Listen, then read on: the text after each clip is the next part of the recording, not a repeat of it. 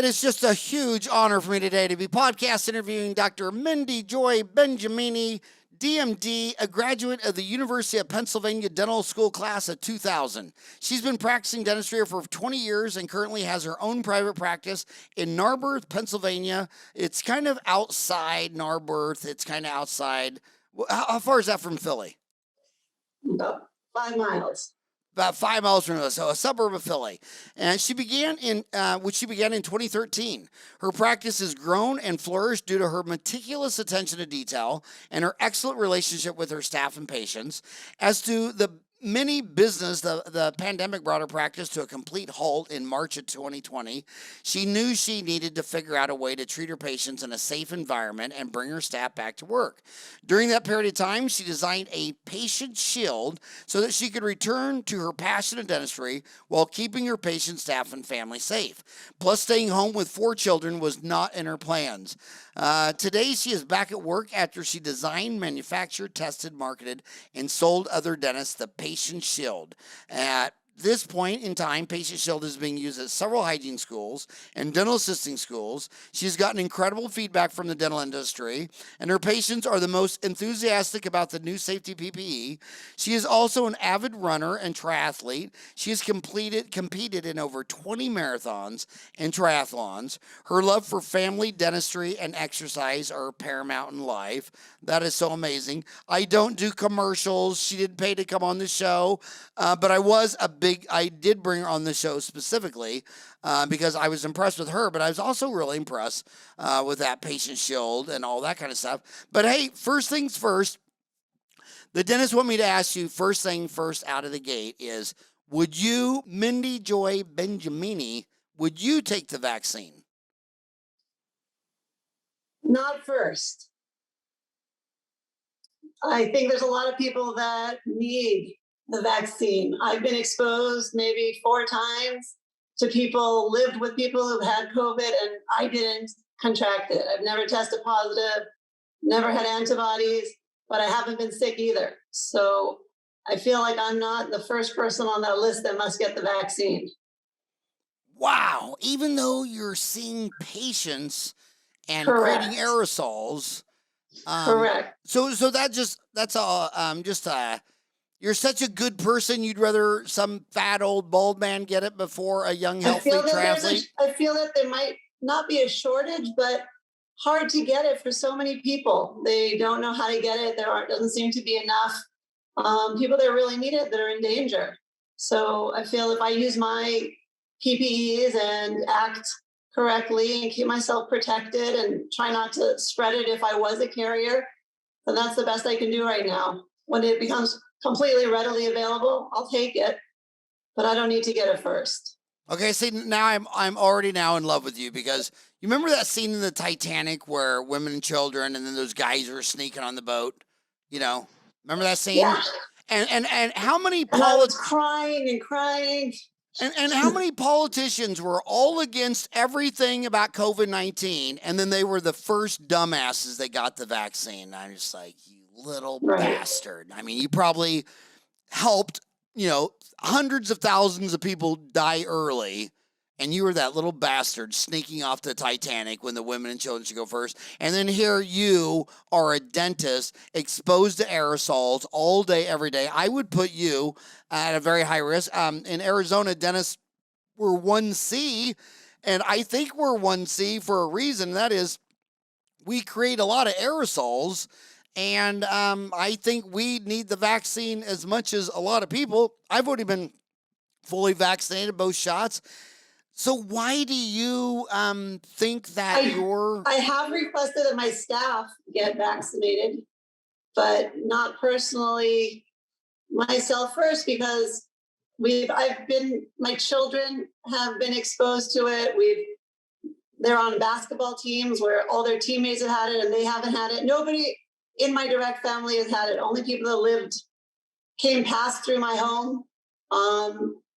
Colleagues, people that I've seen had it. I've been with them for extended amount of times and I've never tested positive. So I'm sure maybe a patient unknowingly came in my office. I don't feel that I'm high risk, even though I am high risk. Maybe I have some immunity. I'm not sure, but I feel like I was scared in the past. I've been scared because I've seen people get really sick that have been around me and nothing happened to me. But the ones that So got really sick, were they all like old and sickly people as opposed to you being a triathlete? no, no, they were fine. They were healthy people. They're better now. I don't have anybody immediately that I know that passed from COVID, And but you have 4 children? I do have 4 children. I had 4 children too, so we should go to the we should set up a mutual admiration, feel sorry for each other committee where we'll just call each other and cry all day. But that is a that was a big obligation. I don't even know. I guess since I grew up with 5 sisters and a brother, I didn't even think 4 was big. Did you come from a big family? No, just my brother and I, just 2 of us. So did I your just husband come from a big family? Nope, no, neither of us. But it's been a nice adventure. My oldest is 20, and my youngest is 12, and 2 are in college, 2 are at home with me.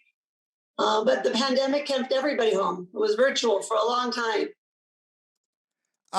Yeah, I would describe it as kind of like going to the Marines, the hardest job you'll ever love. I mean, I had 4 boys in 60 months, and I didn't sleep for one day. I mean, for 1 decade, at least one woke up every night to something. I mean, that was Your poor crazy. wife, the mom, Oh my God, poor everyone. right? Now I don't want to get too personal, but you seem like you're pretty laid back. Did you have these? Tell us where you graduated from 2000. My son was born in 2000 as well. He walked the halls of the dental school. My grandmother, his great grandmother, came to take care of him while I finished school. Are you kidding me? No, I had him when I was 26. So you had him senior year of dental school. Correct. Now, not to get it's too personal. Remember, this isn't live. We'll edit it out or whatever. But did you intentionally want to get pregnant senior year of dental school, or was that like a little boo-boo thing? You know, they tell you after so many years of birth control, it's hard to get pregnant. And I said, "Oh, I'll just get pregnant after I finish, but let me get off birth control." And then there it was. Oh wow, I've heard that. I've heard that advice given over the years. I think maybe 3 weeks off, 4 weeks off. I don't even think that long. Wow. And I was pregnant, so no, he wasn't expected so quickly. Yeah, and I tell my boys, I mean, it's the hardest job I ever loved. I mean, but let me ask you this: if they're not going to listen to it, if you had to do it all over again, would you have had a kid senior year of dental school, or would you have stayed on the? If you could have the same 20-year-old you had today, would you have stayed on birth control and waited till you got out of school? And even more, I've never thought of that before. I don't think so. I don't think they stopped me from doing too much. I think it's been an adventure. No, I would not. Okay, Mindy, I got to ask you a really personal question that I get asked all the time, and I'm not qualified to answer it. These, species, that divide in animals and things like that is one, you got to mix gametes, but one of the two incubates the gametes. And sapien, I'm a male, I just donate gametes, and you do that. You donate gametes, but you incubate them too. And those girls are sitting in school confused and saying, if I really wanted to be a great mom, I want to get an A in mom, but I want to be an A in dentist. I mean, I want to go to Spear and Coyce and Ross Nash, and I want to get an A in dentist and an A in mom. So should I be an employee for a DSO or own my own practice? I think you should own your own practice if you're confident about your ability to do dentistry.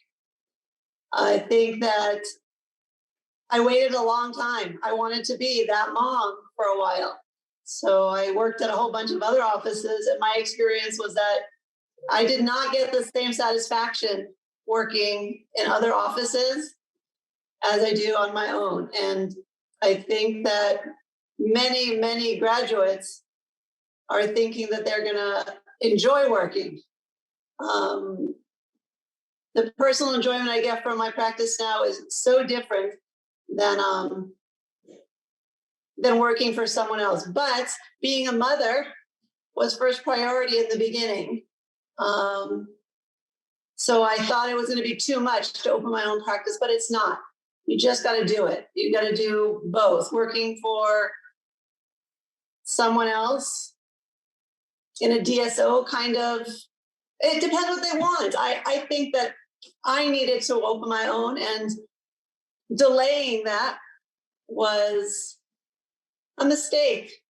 Being a mom was important, and I was able to do it, but I could have done it with my own practice. So I don't think you need to choose what kind of practice you work at to be a mom. So how many years did after graduation in 2000, okay, and then you began your own practice in 2013? So Until my baby turned 5 years old. When my baby turned 5 years old, I opened my practice. So that's my fourth child. But if you had to do it all over again, would you have done it? Yeah, everything's been great. I would definitely do it over again. Okay, so here's what I agree. I mean, but first of all, if you're a 20-year-old girl in dental school and you're listening to me on parenting advice, you should be listening to Mindy. She had 4 kids. I made 4 kids. It's actually a lot easier to make them than to incubate them. But my deal is this: is that when I had 4 kids, and all of a sudden I get a call that they're on their way to the emergency room because someone just did something, whatever. I own the place. I just apologized to the patient and ran to the car I own the place. I couldn't imagine going to an office manager at a DSO that's wanting to do a big $10,000 day. And the other thing with my kids is they never told me they were in the school play or something until like at breakfast, like, well, at 10 o'clock, I'm the straw man and Winnie the Pooh. You're hitting all the points. It's true. It's I was never a good employee. My family always came first. I would have to leave. My children would get sick. It would always be me. My husband works also, but I would leave. I would take them to the doctor. I would cancel for the play. Exactly what you're saying. But if you had your own place, you can make your own hours. And sometimes I miss things in my children's life because I'm dedicated to my practice now. So your original question was, would you open up your own place or work for DSO? You got to find your own life balance. But it's exactly that. I was not a good employee.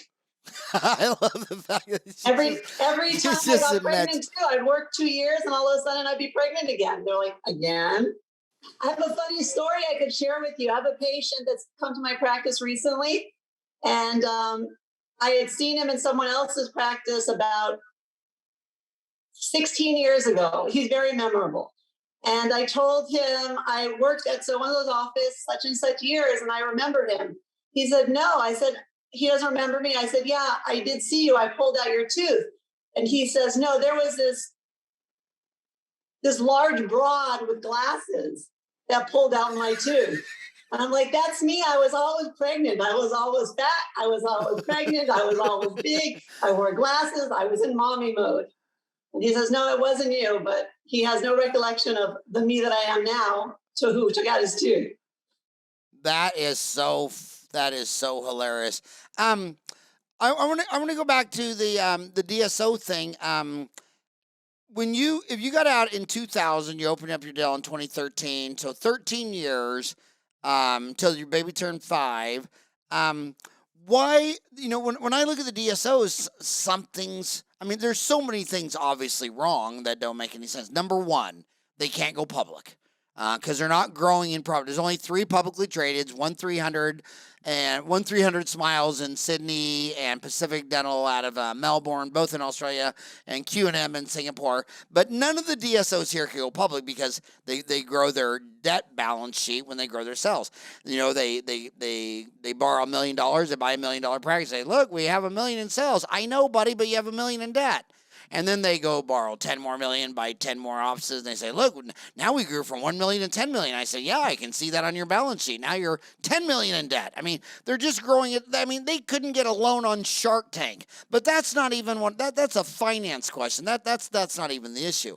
The issue is I'm in Arizona. It's ground zero for DSOs because if you're licensed to practice dentistry in any state, you can come here and practice dentistry, nursing, physician, whatever. But dude, they can't keep a doctor for a year in the box. And out here, I'm telling you, you want to practice across the street from a DSO because all day long, all you hear is, well, I went in there and this big fat broad with glasses told me I had 4 cavities.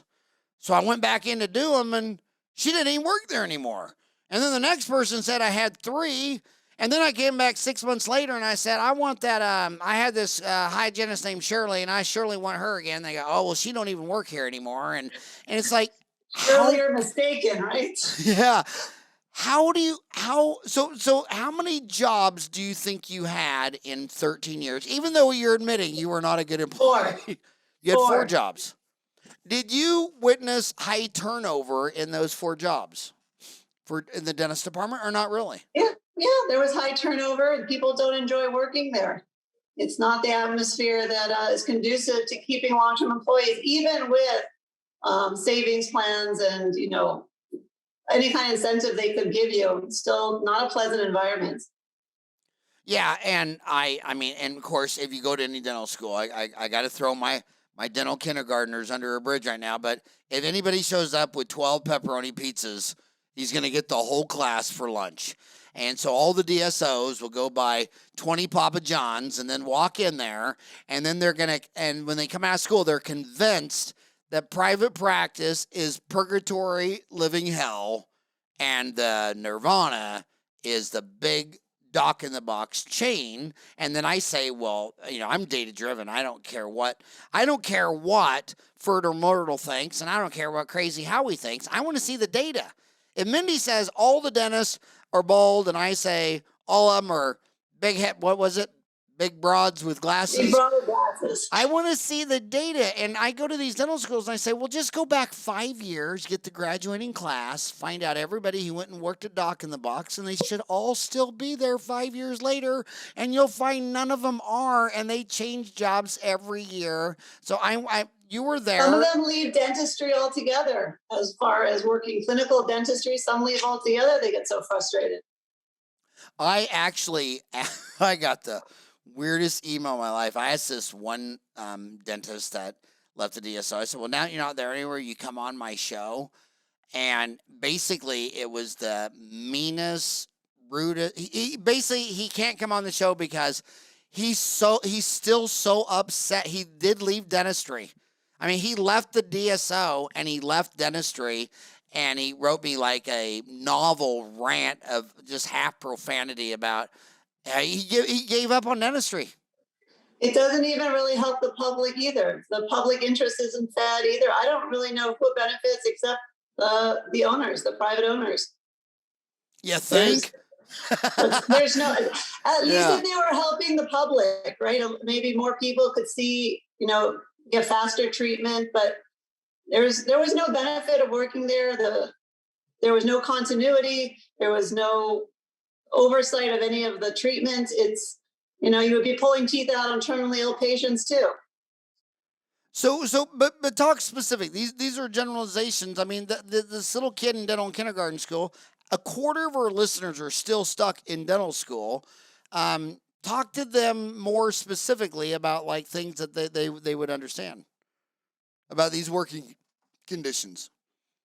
You get a treatment plan from a previous dentist and tells you what cavities you have to fill, but the surfaces are not correct. The teeth may not be in the mouth anymore. There's no quality of care. So when you go in there and you redo your treatment plan, you're expected to do what was told to you, which may be, more than they need, less than they need, or could even have been on the wrong person. And if you don't check, you're drilling a hole into a tooth that doesn't even have a cavity sometimes. That doesn't leave you feeling great at the end of the day. The whole experience was disturbing to me. I didn't I didn't like that someone else was choosing the care for my patients. Patients didn't always return. They weren't educated, couldn't educate the patients as to why we were doing what we were doing. The pay was okay. The pay was great. I mean, they paid what they said they would pay as long as you were productive, but it wasn't satisfying in any way. It was frustrating, and the patients were frustrated. The staff was frustrated. Office managers, the whole show. I wouldn't recommend it to anybody unless they're desperate for a short-term job. You worked from 2000 2013, so 13 years in 4 locations. Is that right? Correct. Were So any of them? I was actually, my first job was not DSO. My first job was in a private practice for a passing dentist. He had lung cancer. So instead of doing a GPR or any kind of postgraduate studies, I went right into his practice and I ran the show for him. That was very eye-opening. And first of all, when he had lung cancer, now remember, when I was in school, I graduated in '87. We were still putting pure white asbestos in our casting crucibles and investing our wax right up. So, and then we would burn that till the asbestos was glowing red, and then we would quench it. Was it asbestos related, or do you think it was dental related, or was it just really old fashioned? I really only met the man 2 or 3 times. I worked with his staff, and he didn't come back he didn't come back. He wasn't well. I met him a few times, and he sold the practice, but I wasn't ready to buy his practice way back then. Yeah, and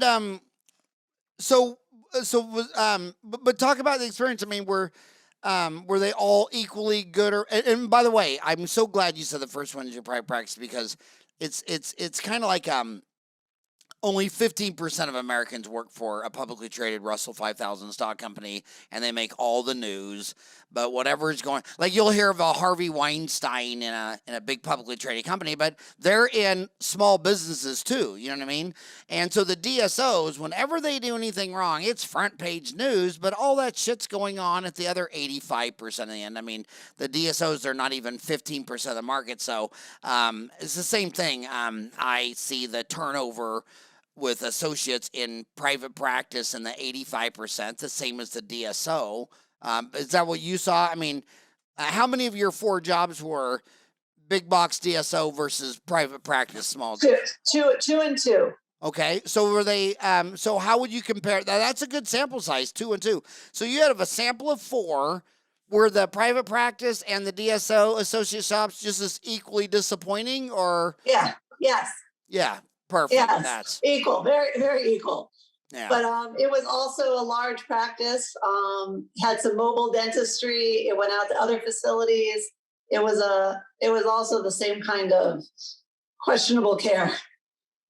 And I think it's difficult to run a organization that big.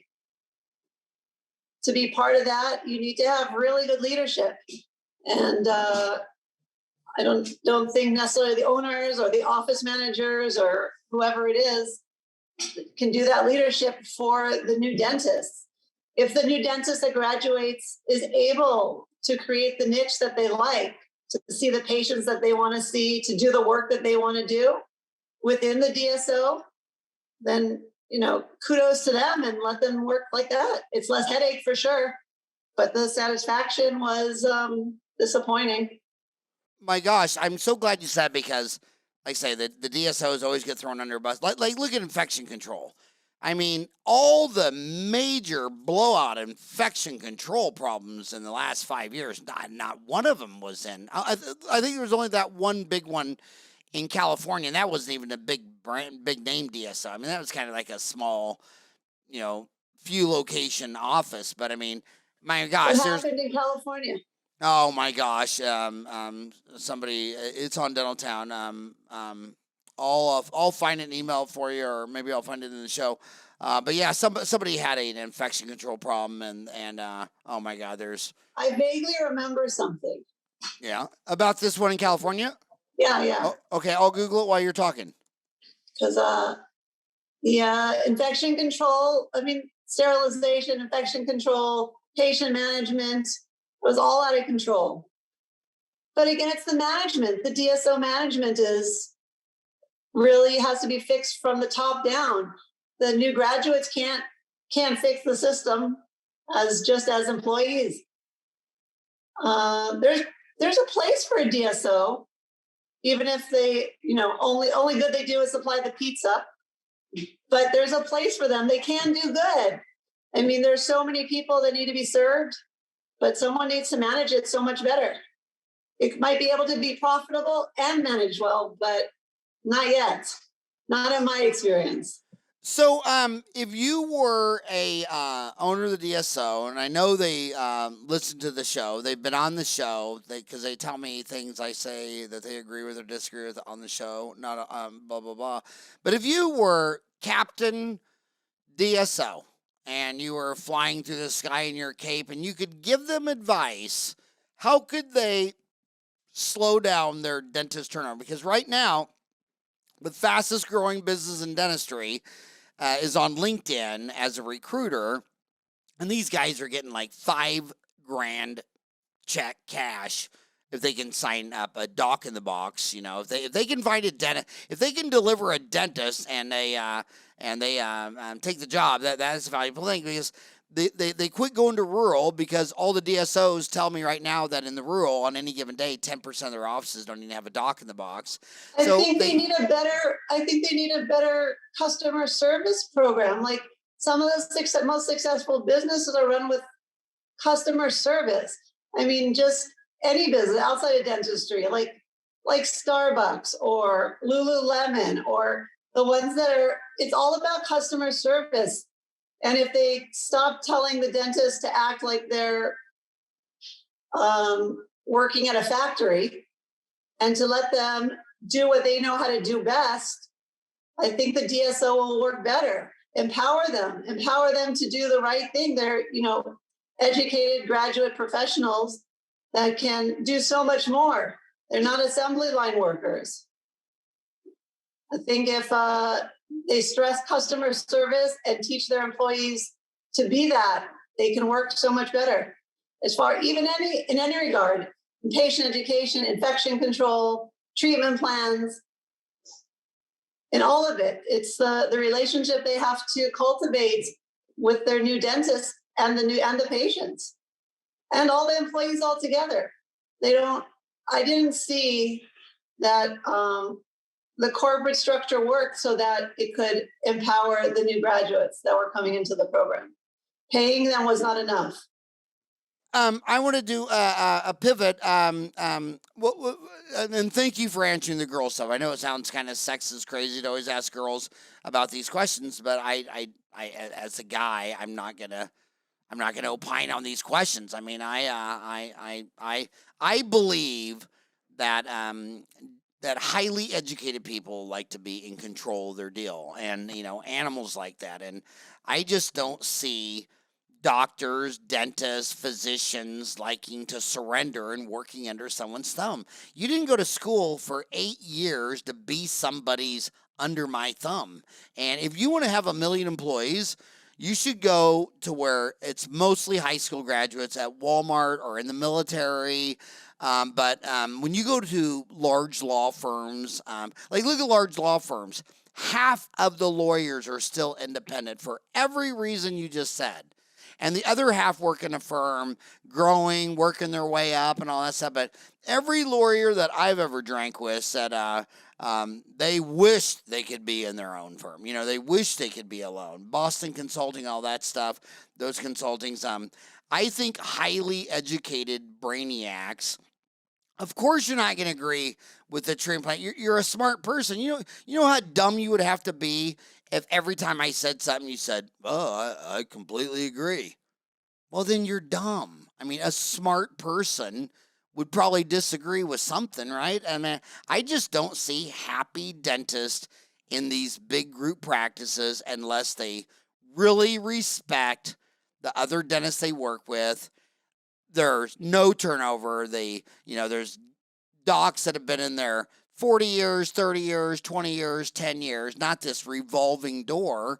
And I think if any of these DSOs really think they're going to be the next Walgreens or CVS, they need to stop the employee turnover. And I think it's clear to say that the final business model has not even been discovered yet, let alone implemented. So it's a new industry. It's got a long way to go. But I want to pivot all the way over to this PatientShield thing.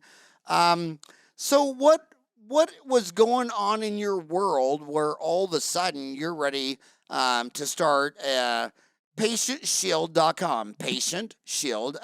Oh no, it's PatientsShield.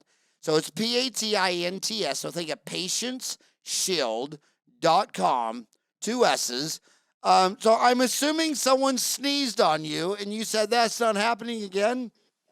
No, I was even though I'm passing on the vaccine for right now, I was terrified when COVID started. I was washing my produce. I was not letting my children in the house. I was terrified. And I really wanted to work. So I said, what can I do to make my staff come back and for myself to feel safer? The best thing that I could do, I came up with a few models. I made some 3D printing. I did some from Lowe's and Home Depot, and it doesn't look like the PatientShield I have today, but it worked and functioned the same way. And once I started using it, we were back in the office in May, even though officially we're supposed to open up in June. We were back working with PatientShield, and it was great. It was super effective. It did everything that I hoped it would do. And then it occurred to me that I should perhaps share it with everybody else. So I had a few manufactured. The first, 50, 75 were very well received. I did not charge very much, just basically the cost of making it. And since then, I've got a lot more feedback, a lot more stuff, but I found out I need FDA approval. So it's going to be a long time till I actually sell it. However, there's lots of clinical trials going on right now. It's been a long journey. My office uses it, and anybody else that's using it right now is doing it under clinical trials. So, there's the government, and so, you can't sell it without the mob getting their cut. So they're going to shake you down for money, and then that'll raise the cost of everything. And then they'll say, well, why is everything so expensive? It must be income inequality in the rich people. I just cannot believe how the government ruin everything. Emergency use. There was emergency use approval for the shield itself, but the fact that I used the HVE suction to remove the aerosol within the container makes it infectious disease mitigation, and that makes it a FDA non-approved item because it's not just a barrier anymore. It's for infectious disease mitigation and needs to be tested as a medical device.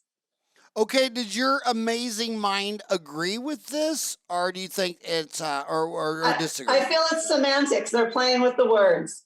Why do you think they're playing with the words? Because they're dumb, incompetent, or just intentionally trying to shake you down? Oh, it's not me. I think it's the industry. All big business. The government's big business too. There is a chance that it could be a dangerous device, and they need to make sure that it's safe. But the reality is, that's how big industry works. They need to have standards and procedures. But the HVE suction is used at all times, so it's not really something new. Some of the kids in dental kindergarten school might not know what you're saying when you say HV. Oh, the high evacuation suction, the big funnel cup, the suction like this, the one that we use for all aerosolized procedures. When you have an assistant in dental school, you don't always have an assistant, but when you work, you do. And so explain the product. I mean, I'm looking at it, and if you're on YouTube... It's actually right here. I don't know if you can see it. It's super clear. Okay, switch over to YouTube. And if you're on iTunes, switch over to YouTube. And by the way, hit the subscribe button and the bell. We put out a show every morning. But if you're on iTunes, switch to YouTube. So this is the PatientShield, and we use it with lateral curtains over the patient. Can you even see it? It's super, super clear. You see the reflection? Yes. And then we use the suction with a funnel cup. We used to use it with the suction, but with the funnel cup sits on the patient's chest, the barrier is over them, and together it's called the PatientShield. It's not revolutionary, but it's revolutionary to use it all together. Effective, it's clarity. It's been great. And you've gotten pressed by it. That's why I called you. You didn't call me. Right. I called you. And talk about the press you've got from this, and why is it? We've gotten from my county, from the Pennsylvania Dental Association, from Philadelphia Magazine, because I made it altruistically. I made it for my patients, for my staff. And it works. It's a great device to keep reduction of the aerosol. It's easy to work with, makes the patients feel safe. All that stuff is organic. Wasn't trying to market or sell it necessarily. And I feel like that's why I got most of the news. I got the local news stations. They came in, they wanted to see what I've done for my patients. And for my industry that I could try to help. I kind of passionate about making it a bigger deal now. Hopefully it could be used so that the dental assisting schools can reopen. Some people haven't graduated. Some hygiene schools couldn't graduate their students because they closed. They can't use anything that needs to be, wasn't COVID safe last year. So if this device could be used with them, that would benefit them. I would love it. Clinical trials for them. I would give them free samples, demos, things like that. So I just, you made Montco Today, a publication of American Community. Narberth dentist invents tool to protect patients from potential COVID-19 exposure. MB Dental Solutions. You know, when I first saw this story, you know what the first thing I thought? No. That you were MB Dental. There's MB2 Dental. There's MB2. Right. And that's the fastest growing DSO in Arizona. Out here in Arizona, we got Heartland. We have Heartland. Well, it's MB2. It's MB2. You're just MB. Yeah, and so I was wondering, is MB mesial buccal when you set up MB Dental Solutions? Probably that, and my initials as well. Oh, and man, my office name, MB Dentist, is my office too. Oh my God, I'm the dumbest guy I've ever met. I cannot believe because I was like, MB, well, it's not MB2. I was stuck on that MB2. Okay, so MB Mindy Benjamini. By the way, I know a bunch of Benjamins. I never met a Benjamini. Is that a Philadelphia? My husband's name is Benjamin Benjamini. Right. So you call him we BB? Can laugh about it. I don't know why. You know, I've asked his mother once or twice. She finds it offensive that I think it's funny. Oh my God, that is so funny. Oh my God. So what's his nickname? BB? BB. Do you call him that, BB? No, not me, but some of his friends, some of the guys. But so you were Mindy Benjamini, so you went with MB Dental Solutions. Okay, so now I got that cleared up in my walnut brain. And my gosh, so it's been. So why did I call it MB Dental Solutions is a good question, which you didn't ask, but I've always wanted to create little knickknacks that would help me in my office. Different kinds of ideas, inventions. I'm always tinkering with things, but I never got around to doing it because I'm always so busy. When we were closed down for about 8 weeks, I was able to tinker with this and finally create it. So maybe one day, if this will finance, I could also do other solutions that I've been tinkering with all my life. So are you kind of an engineering girl? I mean, were you one of those girls that when the radio broke, you unscrewed the back of it and looked in, or Absolutely. I'll change my own tire. I'll do lots of things people wouldn't think I would do. I fix the stuff on my chair. I fix the a lot of stuff before I call in a maintenance crew. so when you were little, and I need to ask this because I got granddaughters. Were you a tomboy or a Yeah. or not? You were. I did not know what to do with my dolls. We had a strawberry shortcake dolls and Cabbage Patch Kids. I didn't know what to do with them. Huh. And I'm sorry, I have to ask you this personal question. My four boys, the oldest one has three boys and a girl, and sometimes I get worried because every time we do something with Taylor, we're riding a horse, shooting a pig, hunting, fishing. Amazing. We haven't done a damn girl thing with her ever. Do you think that will affect her anti-girl somehow? No, I'm not anti-girl. I just a little different. Not Yeah. anti-girl at all. I don't think so. I played soccer. I did, and that was like travel soccer. I played at the Los Angeles Forum when I was 14 years old. I was definitely a tomboy. So I cannot believe the pandemic. I mean, we're coming up to a year on the when did the World Health Organization? It was in March.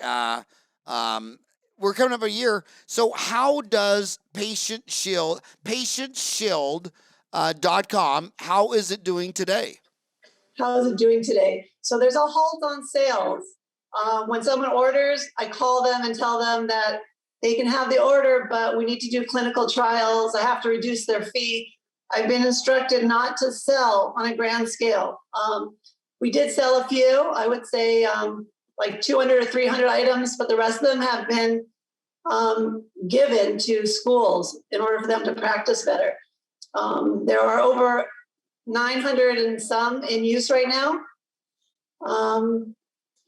How is it protecting them? I think that the biggest protection is that when you do a procedure and you see the splatter within the shield and the curtains that you don't see on this model, but when you see the splatter, literally the crud from the tooth and the blood or the whatever came out of the mouth inside of there, you're like, why wasn't this always used?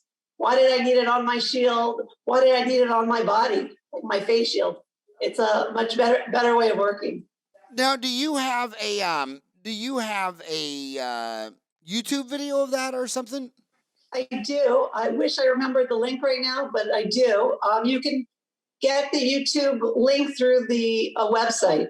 It's been a mixed blessing that my office has been super busy. The Patient Shield actually brings in, I would say, half of my new patients. We're having like about 30 patients a month just because of Patient Shield. Patients love it. I guess we've been trained to have like social distance. And when they hear about this thing, this Patient Shield, they tell everybody about it. And the actual patients ask for it. Okay, because that was going to be my question. It's what is the generic? What does it fall under? Does it fall under a face shield or is a face shield? Is this more about it's the nothing. patient? That's the big problem with the FDA. There is no existing comparable product out there. So it's neither nor. They need to make a whole new category for this, the FDA. Well, that's pretty damn cool. So explain why.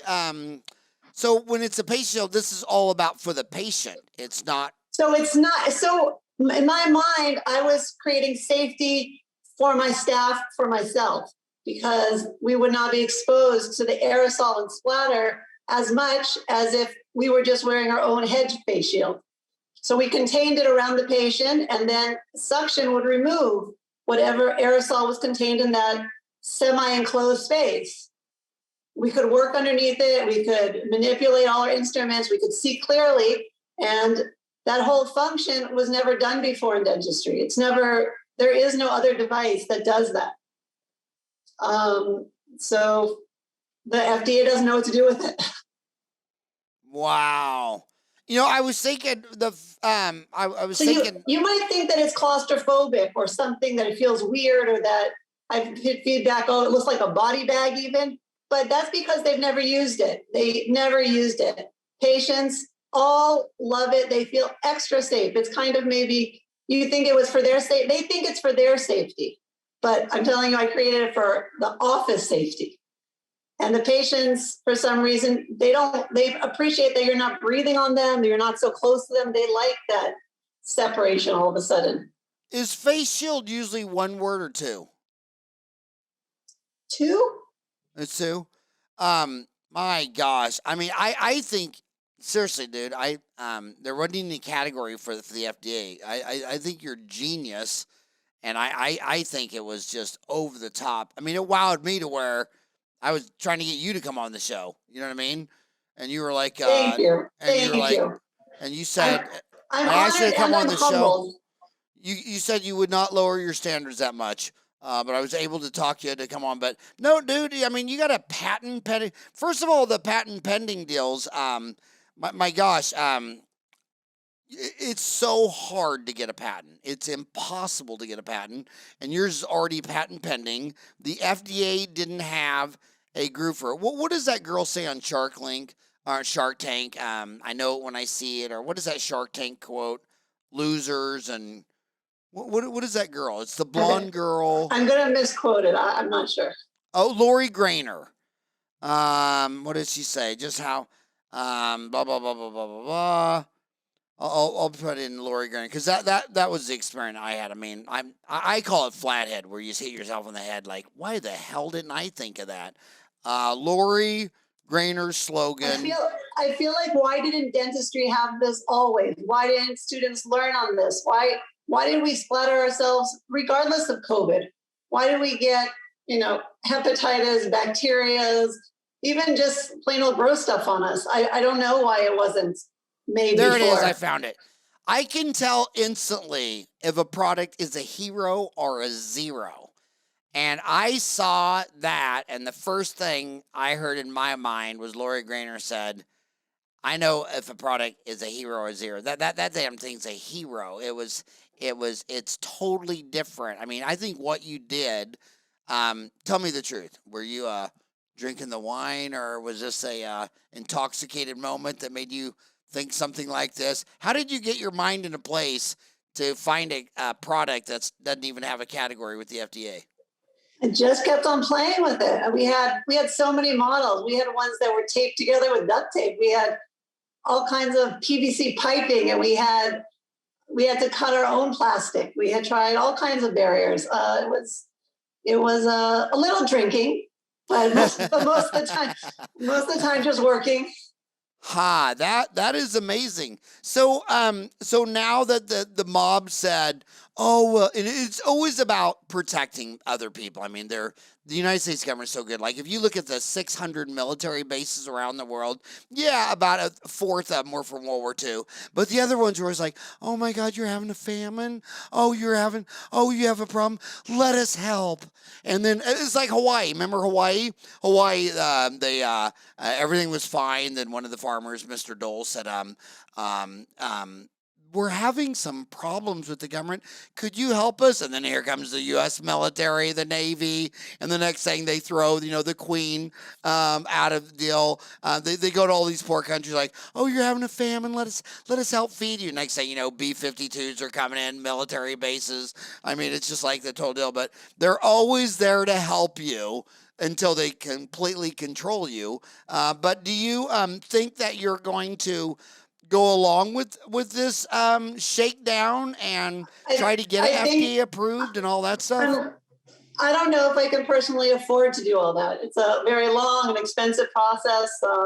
I would hopefully find some investors that want to help me out. I'm not sure what I'm going to do with it. Clinical trials are going well. I'm happy that I'm helping a lot of schools, institutions that are able to use it for their students, for their patients. But as far as the FDA, it seems like it's going to be a very pricey and long process that I might not be able to endure myself. Oh gosh, I can't believe. So the government regulation is going to kill your business and ideology. Oh my gosh, I haven't seen this before. I'm sure you have. It sounds like a likely story.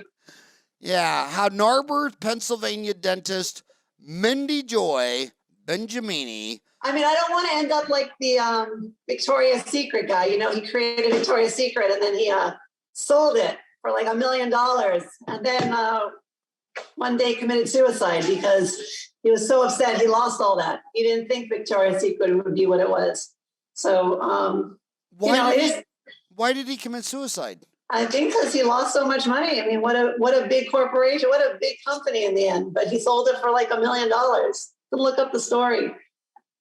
He sold like only 7 stores or something very small. He didn't really realize what it could be, a potential. So you're saying he committed suicide because he sold too early? Yeah. Yeah. But I think that was a great story. I love that story because what it was that the majority always abuses the minority. It doesn't matter any country you go to today. Doesn't matter any species you go to today. It's just what animals do. And same as the DSO, right? Yeah. And what he did is this. At that time, if you wanted to find a dirty, nudie movie or lingerie or whatever, you had to go to a part of town where most people did not feel safe. And he said, well, let's bring this into a mall. And they said, dude, there's only like 200 malls. They're all owned by like 4 or 5 families, and they're all well-to-do, nice, morally people. They're not going to bring in a pornography deal. And he's like, pornography? We went from lingerie to pornography. So what he did is the marketing person, I don't know if it was the founder, I don't know what. Right. I think it was the founder. He said, well, I need to get, okay, so he looked at his game theory. If I'm going to play you chess, or I'm going to play you checkers. I mean, if I'm going to play you chess and you're a chess champion, I want to study my opponent. And that's what all the military people do. They study their opponent. And he started studying their opponents, and he realized that they were probably rich, white, male, Christian, blah, blah, blah. And they go, well, who would they look up to that likes lingerie? And they found Queen Victoria. She loved lingerie. She ruled with an iron fist. She had an island named after her by Canada. And man, when she was done for the day, the lingerie came on, and I'll stop the story there because that is the beginning of the tip of that iceberg. So they said, so what we'll do is we're going to call it Victoria's Secret. It's Queen Victoria, and we're going to have it look all Victorian and all this kind of stuff. And all it is less underwear than the underwear you have in your drawer already. We're just selling underwear and things that are already in your house. And but we're not selling nude movies and put a quarter in and look through the whatever. And the bottom line is they said okay. And some of the greatest products in the world are sitting in a garage, but they're never going to make it to Walmart. But if Walmart picks it up, and now 4,000 distribution stores flying off the shelf, it's huge. So he made that genius deal where he repackaged pornographic lingerie into just like funny underwear. And what was funny about it is, I mean, if you look at the average item at Victoria's Secret, I mean, what is it, like 1 gram of cotton? I mean, how much cotton does it take to make a thong? I mean, you could probably put all that cotton in a matchbox. So Lycra. What is it? Lycra and lace. Lycra and lace? Yes. See, I always thought it was that if I was a girl and I was gonna buy lingerie, I'd go to Home Depot and get that tool belt thing because you got 3 pockets. You could put stuff in there, and but I would not be a good lingerie designer.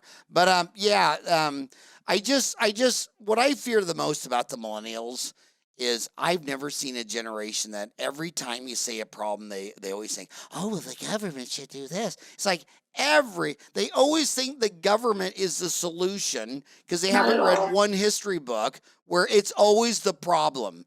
The people kill 1% of their own. The government kills 6% of your own consistently for 5,000 years. And every time you see a big broken problem, the mob is always involved. We have access to care problems because the dentist, the Mexican awesome dentist in Mexico practice. You go to Yuma, Arizona, you cross street and there's Molar City, and all the Americans drive 3 hours down there to get lower cost dentistry. And when those dentists down there try to drive up here to practice in all Mexican communities where no one speaks English and there's no American dentist in the city of Guadalupe. There's not one. The mob will always arrest him, kidnap him, put him in a cage, and drive him to the border. And then they'll come out and say, well, there's no access to care, so I think the government needs to take it over. Yes, it's so broken. It's like, dude, you broke it. They break everything, and then they want you to pay them extra tax money to fix it. And the millennials all like, oh, that sounds like a great idea. I don't think I'm a millennial, am I? No, I'm way past that.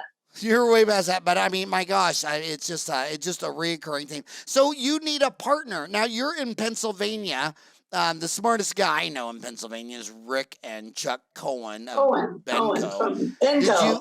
From Benco, which named after Benjamin Cohen, and then his son was Lawrence Cohen, and now it's Chuck and Rick. Chuck's the only person in dentistry that was published in Harvard Business Review. I'm like reading Harvard Business Review forever. I'm getting my MBA, and all of a sudden it's like this, and I'm like, oh my God! I think he's the only guy in dentistry that's been published in Harvard. But did you ask him about it? Did you show it? He's near you.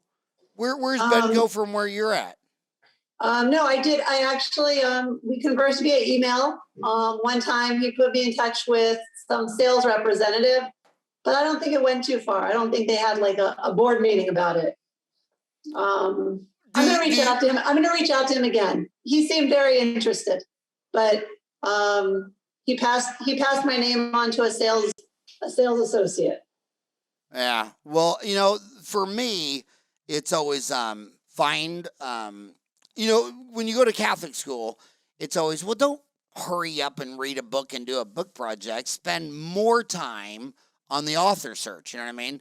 If you're going to do a book on Mars, let's spend your first biggest amount of time finding, well, who's the smartest guy about Mars? And then pick one of his books and do a book review. It's like Kyle, what we were talking about earlier on processing stuff, where people they'll do a task, and it'll say like say a podcast. Say you tape a show, and then afterwards it takes 4 hours to render it to release it. Well, people will just do that. They'll tape an hour show, spend 4 hours to render it, and they'll do that from age 25 to 65 until someone comes along and spends like 40 hours saying, well, why do we spend 4 hours after the show to do a 1 hour show? And that's the pre-process. And that's all they talk to you about in MBA school, is that put all your time in the pre-process. People are willing to work. They're willing to sit there and work. They're just never willing to put in the time to get a damn plan, a pre-process plan. And the pre-process plan. Well taken. That's good advice. And the pre-process plan there is, I know the smartest boys on the block are the Benco brothers. I'm and they don't give me money. I don't date them. I have no connection with them, but I know the two smartest boys on the block when I meet them. And I literally would have to beat my head against the wall to think, who the hell's smart? And I wouldn't even know if it was Chuck or Rick. I really would not. Which one it would be, but I would get in your, in fact, I will send them an email today and CC you, and I got your YouTube video, and I got your deal, and like I say, I feel like Lori Granger, when she says, I can tell instantly if a product is a hero or a zero, and dude, I think you're a hero, and I like the voice. And if I pull this off, you have to give me at least 10% of all your hair. You got enough hair for like 19 bald guys, and I just want like 10% of it. Thank you. I can give you a little bit. Another funny story. I actually used to go for laser hair removal because it grows nicely here, but it also grows on my legs, on my arms. All the places you don't want it, your armpits, whatever. Right. So I used to go for laser hair removal when I was young. And I was in the elevator going for this terrible procedure. And the man says to me, oh, your hair is so beautiful. And I answered him, you don't even want to know where else it grows. And I walked into my laser appointments. Well, that was funny. I actually went there too, to the laser hair removal. I see. They did a great job. Well, no, I'm dead serious. for other places, things like that. But the laser is not absorbed in Irish blonde, light, Right. You need red. dark hair. Dark Yeah, hair. they said this thing works. They go, you need to, if you have brown hair, brown eyes, brown skin, it works perfectly. But Right. he said if you're Irish or Scottish, I get that all the time. Well, it works perfectly on everybody, and like silly If you're X-Brew. too tan, it doesn't work either. If your skin tone is dark and your hair is dark, it doesn't work either. I need to wait every time for winter time to come. Yeah, and every time they tell me another flaw with Irish, it just pisses me off so Irish. much. I go buy another big bottle of Jameson and just no, I'm just kidding. Is it are Irish hairy people? Well, actually, that's Like- a really great question. When you look at all primates, did you know all primates? I mean, not just sapien, but our two closest cousins are bonobos and chimpanzees, Yeah. and then a kind of distant cousin is the next would be the orangutan, I think it is, and then the most distant cousin is the gorillas. And they all have the same number of hairs per square millimeter. It's just that a gorilla has really a thick hair, and so some people have a thin hair, but you have the same number of trees per square unit of area. Just how thick is the tree? You think? No, that's how I learned it. That's a fact. Yeah, and that's why God made Google, so we can both look it up. But yeah, and you know what? I said that, and I got to tell you another story because you just remind me of the bonobos. I think that the bonobo. I wish you would write a book on the bonobos because you're so think outside the box. But do you realize that in all the primate models, the male is in sapien and gorilla and orangutan, the male is 25% bigger than the female, right? So we lead because we're bigger than you. And that's why you see 60% of all presidents and Fortune 500 CEOs are taller than 6'3", because all primates have. Is that also a fact for fact checker? Yeah, it's absolutely a fact for fact checker because all primates for sapien, orangutan, and gorilla know that you do what the 400-pound gorilla says. I mean, that's obvious. I mean, you're not going to disobey him. And it works on sapien. So all the CEOs and all the presidents, 2 out of 3 are over 6'3". It's very hard to get a vote if they can kick your ass. I mean, they're expecting the leader to be the strong person. Chimpanzees are totally different. They're both the same size. So their strategy is in the number of gametes they release. And that's why their testicles are so huge, because they all sleep with everyone. Everyone gets everyone's gametes. So if I'm projecting 4 million and my buddy's projecting 3 million, I have a better chance of winning. But what's the most amazing is bonobos, just like in the blue whales, the female's the leader and she's half the size. And in bonobos, it's a female system. And I've been screaming for years when I read my anthropology, like the girls will say, well, if the guy says it, they'll say, oh, that's interesting, and he's really intense. If a girl says the same thing, they go, well, she's a bitch. What the hell's wrong with that girl? And all this stuff like that. And you look at the bonobos, and they would come up to the 6-foot guy, and the blue whales, the females, come up to the male whale twice the size, and he obeys her. And it's a very scientific, obvious management system. And when I see all these girls saying, well, dentistry used to be a male profession, now it's a female, or we need a woman president or a woman vice president, or this, that. I actually, when I saw Margaret Thatcher, I'll never forget this in Margaret Thatcher. It was 1979. I'm a senior in high school. And the news says that the United Kingdom elected a girl to be the prime minister president. And I'll never forget my dad looking at me, looking at the TV going, what the hell would they do something like that for? Are those guys crazy? And I thought, wow. And the whole world was shocked that it was the first. And now we got look at the COVID response. All epidemiologists say that all the countries that are ruled right now by a woman president, prime minister, did far more of an excellent job controlling the pandemic than all the guys. And then you look at like Merkel of Germany, PhD, whiz kid, all this stuff like that.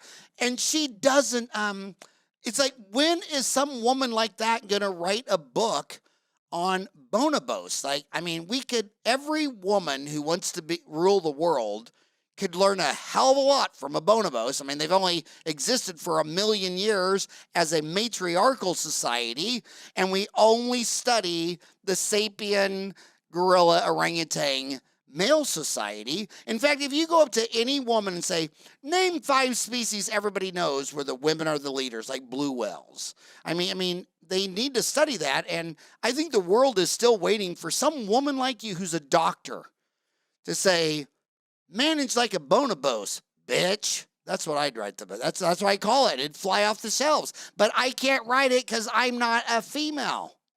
All right. Inspired by you, though. You're going to inspire somebody to do it. I'm going to inspire you to do it. I'm telling you, I'm looking at your PatientsShield, and that's a woman who thinks outside the box. Normal people wouldn't have come up with that, and the FDA didn't even have a damn category for it. So I bet if you studied bonobos for half the time that you studied on this, that'll help me with my pre-plan. Yeah, and get you money. But you need to drive down. I'll send you and Chuck and Rick an email. Have you ever met him? You ever shook hands with him? Yeah. So you're all in Pennsylvania. I'll send you guys both an email. I'll say you need to press the flesh. You need to get down to Bencote, act like you're running for mayor. Press the flesh. If you can get Chuck and Rick in the same room, shake their hand, whatever, this is going someplace, because just like she says, I can tell instantly as a product is a hero or a zero. And you're saying, forget what the dentist is saying. You're saying the patients like it, and the patients. It will increase so many people's practice if they would advertise that they have it for patients. I had patients buy it from me independently and try to take it to their offices in Boston and in Colorado. They wanted their dentist to use it. And who would have thought the government killed everything with a regulation for mob rule, and they'll probably want money and all that stuff. But hey, it was an honor for you to come on the show. It was my honor. I appreciate it so much. Oh my God. And you were very entertaining. Oh my gosh. Well, I'm funny looking and funny smelling and funny. So, hey, thanks so much for coming on the show. It was an honor to podcast you, and I'll get you that email out today. All right. Thank you so much. All right. And good luck. Good luck raising those babies. All right. Good luck with your show. Good luck with your program. Take care. All right. Take care.